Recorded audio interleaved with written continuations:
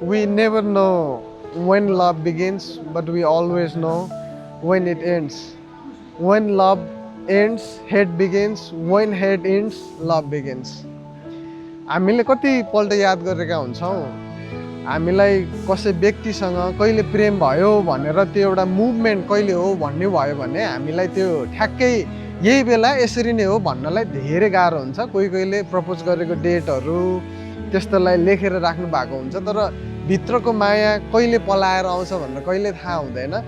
तर त्यही व्यक्तिसँग कहिलेदेखि चाहिँ रिस उठ्न सुरु भयो भन्ने चाहिँ त्यो इन्सिडेन्ट हामीलाई ठ्याक्कै थाहा हुन्छ।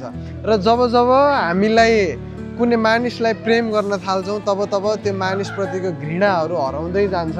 र जब कुनै मानिसलाई हामी घृणा गर्न थाल्छौँ त्यसपछि त्यो मानिसप्रतिको प्रेम सेलाउँदै जान्छ। तर येशूले हामीले उहाँलाई प्रेमै नगरे तापनि, उहाँलाई हामीले घृणै गरे तापनि उहाँले हामीलाई सधैँभर प्रेम गरिराख्नुभयो र हामी पापमा रहँदा नै हामी सबैजना पापीहरूको लागि क्रुसमा मर्नुभयो।